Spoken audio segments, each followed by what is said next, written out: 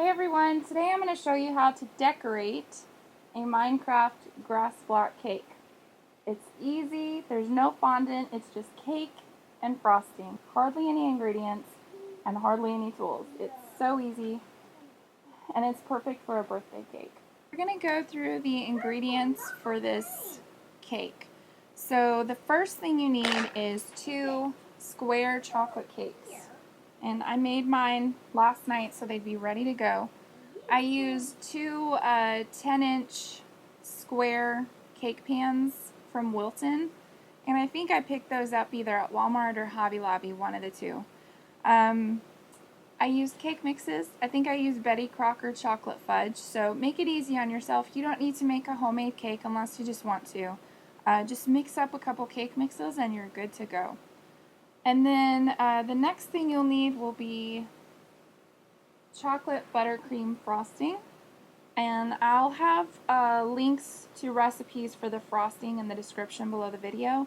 But you can also pick up buttercream at the store. Check the baking aisle, but you can get better buttercream that's actually made for cake decorating in the actual cake decorating aisle where all the tools and things are. Now, one trick, if you do want to use canned frosting out of the baking aisle, because that's what I did here, just mix some powdered sugar with it to make it stiff enough for piping. But I usually make my own buttercream, but I cheated this time because I was trying to save a little bit of time and a little bit of money too, because it takes a little bit of butter to make buttercream. And then you also need some peanut butter Oreos, and you need to crush them up. So you're going to put them in a Ziploc bag and then take a rolling pin and just crush them up good. And it's okay if they have some chunks in there. We're going to mix this with some of the chocolate buttercream to make it look like dirt. Now some tools you will need will be, I recommend a cup for putting your cake bag down in and filling it. It's less messy. I'll show you in just a little bit. As for the tip, I'm going to show you these 2 tips just to give you a comparison. So this is the tip that I have recommended for a long time. It's Wilton tip 233. It's a grass tip. But I recently found a larger tip, and I used this for my Minecraft cupcakes. This larger tip saves time. You can see the difference in the size, and I found that on Amazon. I'll link to that below too. But you'll need a grass tip and you'll need a cake bag. These are 16-inch cake bags. Okay, I used my cup to put the plastic bag to overlap it over the cup and then spoon my frosting into the bag. And then I've got my bag ready to go with my tip. Now, most people will use a coupler here with the tip, but I don't. I just prefer to put the tip down in the bag, cut the bag, and start piping. So that's just the way I prefer it. If you want to use a coupler, go right ahead. If you have an icing knife, it's really handy. If not, just use a table knife. It's perfectly fine. And then cake boards also for the cake to sit on to rest. Now, if they're just cardboard, you can wrap them in freezer paper. The ones I found were they're like a metallic and slick surface, so it's not going to matter if I spill icing on it. It's not going to stain it. I'll be able to wipe it right off. And one more tool that you will need is a cake leveler, because we want to cut that rounded part of the cake off that every cake gets when it bakes. We're going to level that right off so that everything sits together nicely and the icing goes on and is not sliding off the sides. So the first step is to level our cake. So that's what we're going to do next. So we're going to take our cake leveler. You can see the 2 little legs that stick down. And I'm just going to work my way through the cake. You want to keep those legs flat on the board.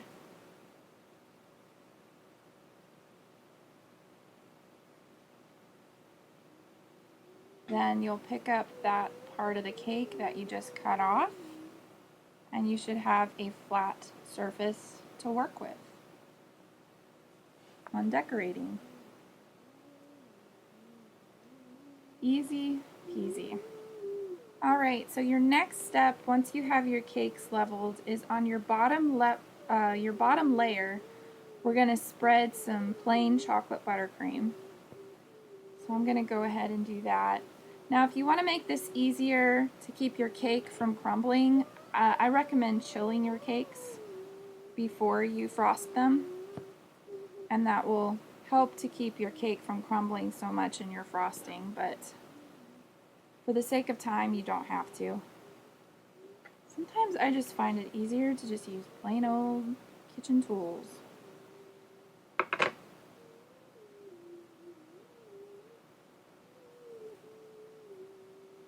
This is going to sandwich the two layers together.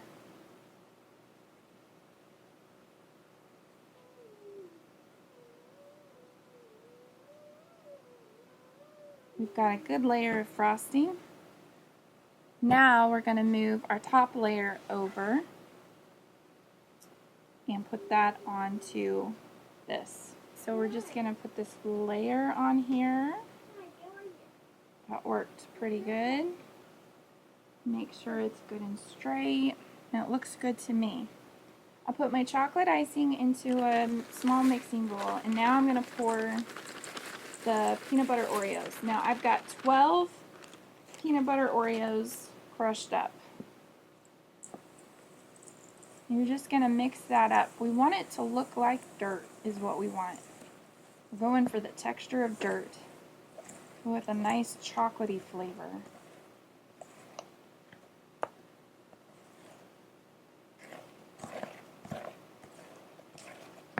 Okay, I think we've got pretty good looking dirt there. What do you think? I think it's pretty good. One thing I forgot to mention is before I leveled the cake, I put a kitchen towel underneath my cake board, and it kind of helps keep that board from moving, both when I'm leveling and also when I'm frosting the cake. And then I can move it as I need to, but it's not scooting around on me. So just a tip there when you're doing this. Now we're going to go ahead and take that frosting. This is where chilling your cake or freezing it for just a little bit before you ice it really helps. But again, this is supposed to be an easy cake, and it doesn't matter if it's a little messy because it looks like dirt anyway. So you just want to put a good coat of that chocolate peanut butter Oreo frosting on the sides of your cake.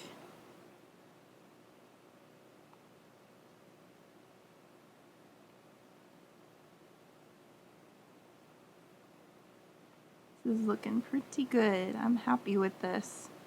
And this is just canned chocolate icing that I bought at the store. Again, you can use my chocolate buttercream frosting. It is my favorite, but for the sake of time, I just used canned. And since I'm not piping it, I didn't really need to add powdered sugar to it. I only added that to the green icing that I'm piping. The corner of my cake is kind of coming loose there, so I got to be real careful with that.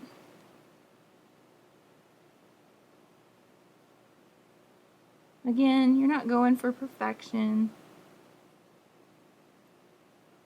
This is a fun cake to make. You can put candles in it. You can put a cake topper if you want, but you don't really need one. I've made this a few times for my kids. They really like it every time I make it.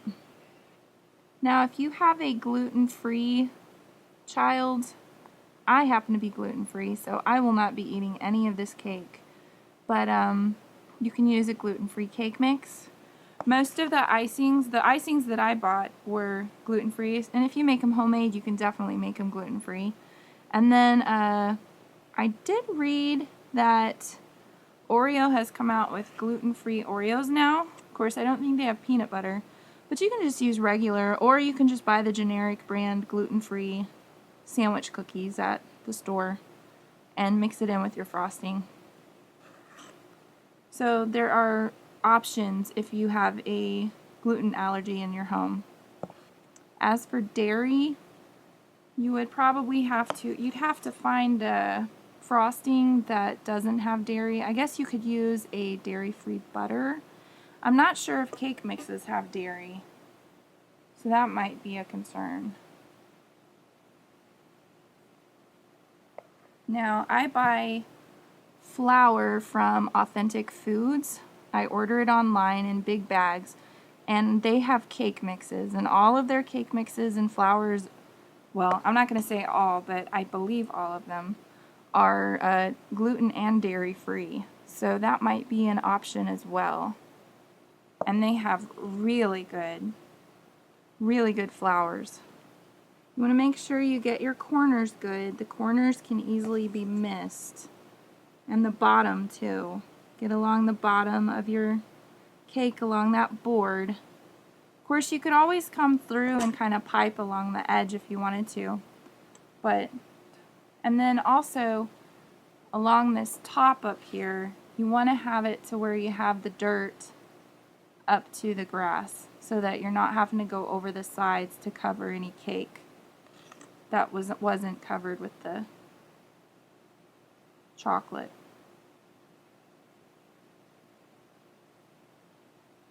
All right, I think we're ready. Half the cake is done. All right. When it comes to making the grass, you want your frosting just thin enough to go through the tip, but you don't want it to be too thick or it won't go through at all. And if it's too thin, the grass will just fall over and lay flat. So you want it to be kind of in the middle. It's kind of a delicate balance. So you just got to play with your icing and test your tip with little bits of icing until you get it where you want it. When you go to make the grass, you'll squeeze, pull up. Whoop, I didn't do good on that one. There we go. Squeeze, pull up. Squeeze, pull up. Some of your grass will fall over, and that's okay, as long as some of it stands up. Some of it's falling over because I am still squeezing when I pull up, and I need to not do that. This is actually making really nice grass. And you're just going to go all over the top of your cake. No rhyme or reason. Sometimes I even come back when I'm done with the whole thing and fill in spots where I think it needs more.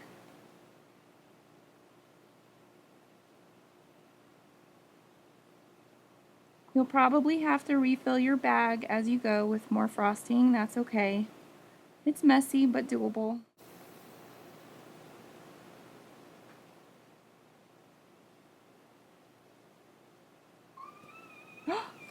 Uh-oh. And there went my tip.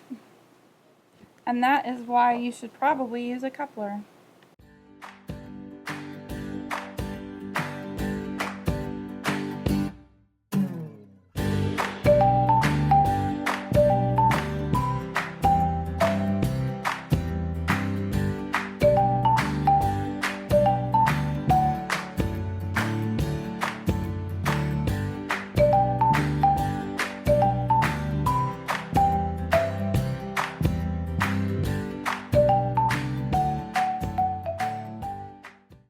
Pretty much got the cake filled up all across. I think I need to put in a little bit over here.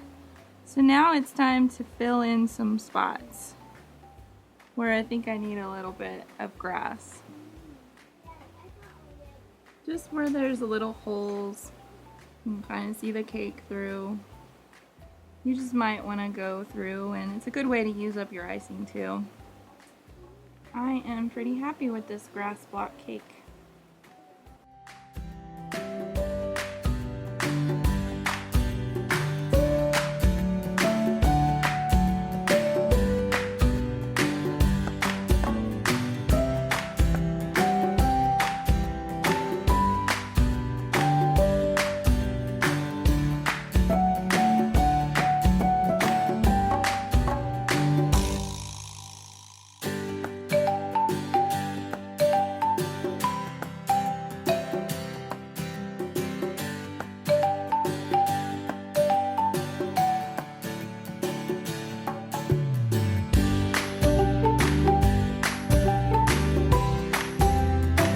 If you like this cake recipe, be sure and like, follow, and subscribe.